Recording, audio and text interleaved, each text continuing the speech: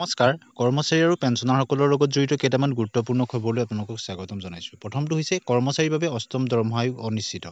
কেন্দ্ৰৰ মডেলিটিৰ বাবে অপেক্ষা বিত্ত বিভাগৰ।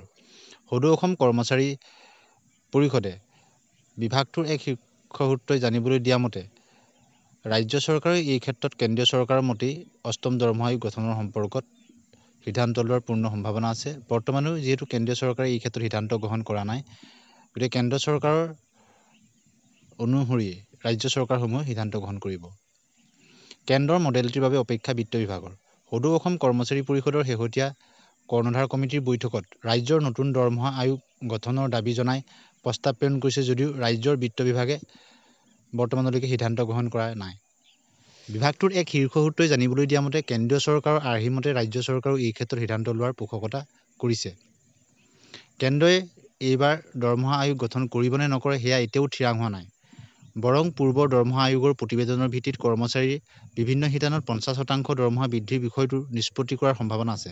কেন্দ্ৰীয় চৰকাৰে যদি সেই নীতি কাৰ্যকৰী কৰাৰ সিদ্ধান্ত লয় তেন্তে অসম চৰকাৰেও পূৰ্বৰ পি বাৰ্মা নেতৃত্বাধীন সপ্তম দৰমহা আয়োগৰ আধাৰ কৰি কেন্দ্ৰীয় আৰ্হিৰে ৰাজ্যিক কৰ্মচাৰীৰ দৰমহা বৃদ্ধিৰ বিষয়টো চূড়ান্ত কৰাৰ থল আছে আৰু প্ৰাথমিক বিবেচনাত সেই কথা নিশ্চিত হৈছে।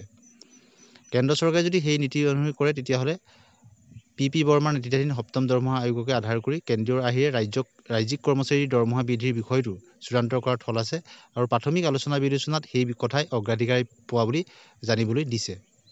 উল্লেখ্য যে যোৱা 2015 চনতে অষ্টম দৰমহা আয়োগৰ ক্ষেত্ৰত কমিটি গঠন হৈছিল যদিও 2016 চনৰ পৰা কাৰ্যকৰী হৈছিলে।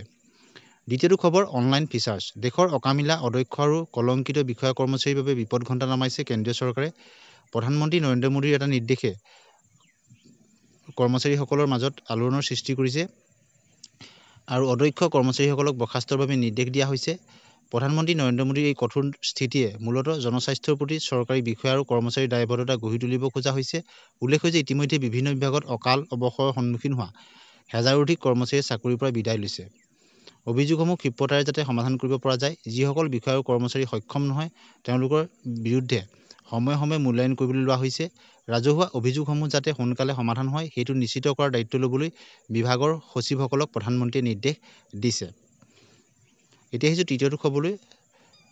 আপোনালোকে নিশ্চয় দেখিছে যে কেন্দ্ৰীয় চৰকাৰৰ কৰ্মচাৰীসকলৰ অদক্ষ বিষয়া কৰ্মচাৰীৰ ক্ষেত্ৰত কঠোৰ স্থিতি গ্ৰহণ কৰিছে। কেন্দ্ৰীয় মন্ত্ৰীসভাৰ সদস্যসকলক দৃষ্টি ৰাখিবলৈ কোৱা হৈছে অন্ততঃ প্ৰতি সপ্তাহৰ এটা দিন যাতে বিভাগীয় কাম কাজ পৰিদৰ্শন কৰা হয় আৰু মূল্যায়ন কৰা হয় সেয়া নিশ্চিত কৰিবলৈ আহ্বান জনাইছে। উল্লেখযোগ্য যে হাৰিয়ানা বিধানসভাৰ নিৰ্বাচনত অভাৱনীয় বিজয়েৰে বিজেপিয়ে তৃতীয়বাৰলৈ একেৰাহে চৰকাৰ গঠন কৰিবলৈ সক্ষম হৈছে। বিধানসভাৰ নিৰ্বাচনী প্ৰক্ৰিয়া সমাপ্ত হোৱাৰ পাছতে চৰকাৰী কাম কাজৰ সম্পন্ন হয় আৰু আঁচনিসমূহ যাতে সফলতাৰে ৰূপায়ণ হয়, ৰাইজৰ কাষলৈ যাতে যাব পাৰে তাৰ ওপৰত গুৰুত্ব দিয়া হৈছে। আৱশ্যক হ'লে চৰকাৰে অকামিলা আৰু অদক্ষ কৰ্মচাৰীসকলক অৱসৰৰ পূৰ্বেই বিদায় দিবলৈ প্ৰস্তুত থাকিব লাগিব বুলি কোৱা হৈছে। কেন্দ্ৰীয় চৰকাৰৰ অসামৰিক সেৱা নিয়ম অনুসৰি কৰ্মচাৰীয়ে অৱসৰ বয়সৰ পূৰ্বেই চাকৰিৰ পৰা অৱসৰ লোৱাৰ অধিকাৰ আছে। সমান্তৰালভাৱে কেন্দ্ৰীয় চৰকাৰেও বা ৰাজ্য চৰকাৰেও তেওঁলোকক অৱসৰ বাধ্যতামূলকভাৱে দিব পাৰে। প্ৰধানমন্ত্ৰীয়ে এই নিৰ্দেশৰ পিছতে বিভাগীয় মন্ত্ৰী আৰু সচিবসকলে ইতিমধ্যেই পৰ্যবেক্ষণ প্ৰক্ৰিয়া আৰম্ভ কৰা বুলি প্ৰকাশ পাইছে। ফলত কোন বিভাগৰ কিমান পদত অধিষ্ঠিত হৈ আছে এনে কৰ্মচাৰী তাৰ তথ্যসমূহ সংগ্ৰহ কৰা হৈছে আৰু অতি শীঘ্ৰেই এই ক্ষেত্ৰত বিহিত ব্যৱস্থা গ্ৰহণ কৰি কাৰ্যকৰী কৰা হ'ব। এতিয়া আহিছোঁ অন্য এটা খবৰলৈ। শিক্ষক বনা শিক্ষা মৃত্যু কা মিল सकती है পুৰাণী পেঞ্চন। অৰ্থাৎ শিক্ষামৃতসকলক তেওঁলোকে পুৰণি পেঞ্চন লাভ কৰাৰ সম্ভাৱনা প্ৰবল হৈ উঠিছে। প্ৰয়াগৰাজৰ এটা খবৰ আপোনালোকে নিশ্চয় দেখিছে যে বেसिक शिक्षा परिषद प्राथमिक स्कूलों में सहायक अध्यापक बने शिक्षा मित्रों को भी पुरानी पेंशन का लाभ मिल सकता है। অৰ্থাৎ এইসকল 2005 চনৰ আগতেই তেওঁলোক নিযুক্তিপ্ৰাপ্ত শিক্ষামিত্ৰ আছিলে, তেওঁলোকে পুৰণি পেঞ্চন ব্যৱস্থাৰ সুযোগ লাভ কৰাৰ পূৰ্ণ সম্ভাৱনা আছে। এই ক্ষেত্ৰত ন্যায়ালয়ে এটা ৰায়দান দিছে।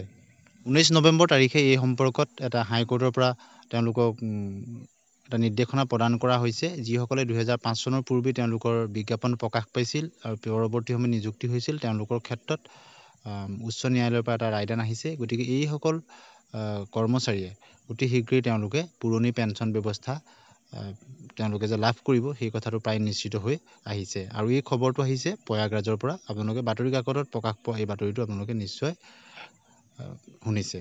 এতিয়া আহিছোঁ আমি অন্য এটা খবৰলৈ। কেন্দ্ৰীয় চৰকাৰৰ কৰ্মচাৰীৰ বাবে ডাঙৰ খবৰ। 18 মাহৰ ডিএ বকেয়া শীঘ্ৰেই তেওঁলোকে লাভ কৰাৰ সম্ভাৱনা প্ৰবল হৈ পৰিছে। কৰোণা কালত যি 18 মাহৰ তেওঁলোকে বকেয়া পোৱা নাছিল, সেই ক্ষেত্ৰত এটা গুৰুত্বপূৰ্ণ আপডেট আহিছে। সম্ভাৱ্য মুক্তিৰ তাৰিখ বিভাগীয় প্ৰতিবেদন অনুসৰি চলিত মাহৰ শেষৰ পূৰ্বে প্ৰথম কিস্তি আউট হ'ব পাৰে, কিন্তু প্ৰকৃত তাৰিখ এতিয়াও প্ৰকাশ কৰা হোৱা নাই। যদি এই সময়সীমা নিজকে বাস্তৱায়িত কৰিব লাগে, তেন্তে ডিএ বকেয়া অন্ততঃ কৰ্মচাৰীসকলক আৰ্থিক বোজাৰ পৰা কিছু হ'লেও তেওঁলোকক সকাহ দিব পাৰিব। পেঞ্চনৰ বাবে ডাঙৰ খবৰ 2025 চনৰ 1 জানুৱাৰীৰ পৰা এক বিশেষ সুবিধা লাভ কৰিব লাখ লাখ পেঞ্চনাৰে। পেঞ্চনাৰসকলৰ বাবে ডাঙৰ খবৰ, কেন্দ্ৰীয়কৃত পেঞ্চন পে'মেণ্ট ব্যৱস্থা CPPSক কেন্দ্ৰীয় চৰকাৰে ছেপ্টেম্বৰ মাহত অনুমোদন জনাইছে। পেঞ্চনাৰসকলে দেশৰ যিকোনো বেংক বা বেংক শাখাৰ পৰা পেঞ্চন উলিয়াব পাৰিব। 2025 চনৰ 1 জানুৱাৰীৰ পৰা এই সুবিধা কাৰ্যকৰী হ'ব আৰু ভৱিষ্যনিধিৰ সংস্থাৰ পেঞ্চন আঁচনি উপলব্ধ হ'ব। দেশৰ 78 লাখৰো অধিক পেঞ্চনাৰ এই আঁচনিৰ দ্বাৰা তেওঁলোক লাভৱান হ'ব পাৰিব। CPPS প্ৰক্ৰিয়াত পেঞ্চন পে'মেণ্ট অৰ্ডাৰ বা PPO ট্ৰেন্সফাৰৰ প্ৰয়োজন নহয়। পেঞ্চনাৰসকলে দেশৰ কোনটো বেংকলৈ নাযাওক কিয়, তেওঁলোকে যিকোনো ঠাইৰ পৰা যিকোনো বেংক শাখাৰ পৰা পেঞ্চন উলিওৱাত অসুবিধা নহ'ব। এই পেঞ্চন ব্যৱস্থাক বিকেন্দ্ৰীকৰণৰ ক্ষেত্ৰত অৰিহণা যোগাইছে। NPSৰ নিয়ম, আপোনাৰ পৰিয়ালৰ বাবে NPSৰ সুবিধা লাভ কৰিবলৈ এই দুখন প্ৰপত্ৰ অতি শীঘ্ৰেই আপোনালোকে জমা দিবলৈ নাপাহৰিব। কেন্দ্ৰীয় অসামৰিক সেৱা ৰাষ্ট্ৰীয় পেঞ্চন ব্যৱস্থা ৰূপায়ণ নিয়ম 2021ৰ অধীনত 10 নিয়মৰ বিধানসমূহত কঠোৰভাৱে পালন কৰাটো নিশ্চিত কৰিবলৈ কেন্দ্ৰীয় চৰকাৰৰ কৰ্মচাৰী আৰু মন্ত্ৰালয় বিভাগে তেওঁলোকে নিৰ্দেশ জাৰি কৰিছে পেঞ্চন আৰু পেঞ্চনাৰ কল্যাণ বিভাগৰ দ্বাৰা। নিৰ্দেশনাত কোৱা হৈছে যে ৰাষ্ট্ৰীয় পেঞ্চন ব্যৱস্থা NPSৰ অধীনত সামৰি লোৱা প্ৰতিজন কেন্দ্ৰীয় চৰকাৰৰ কৰ্মচাৰীয়ে সেৱাৰ অধীনত মৃত্যু, বাতিলৰ ভিত্তিত চাকৰিৰ পৰা বৰ্খাস্ত হোৱা আৰু অক্ষমতাৰ ক্ষেত্ৰত তেওঁলোকে এইখিনি কাম তেওঁলোকে কৰিব লাগিব। অভাৱনীয় পৰিঘটনাৰ ক্ষেত্ৰত কৰ্মচাৰীৰ পৰিয়ালৰ পেঞ্চন প্ৰাপ্য নিৰ্ধাৰণৰ ক্ষেত্ৰত প্ৰশ্ন কৰা প্ৰপত্ৰ 1 বিকল্প প্ৰপত্ৰ আৰু প্ৰপত্ৰ 2 পৰিয়ালৰ বিৱৰণপত্ৰ অতি প্ৰয়োজনীয়। প্ৰপত্ৰ 1ত দুটা বিকল্প আছে।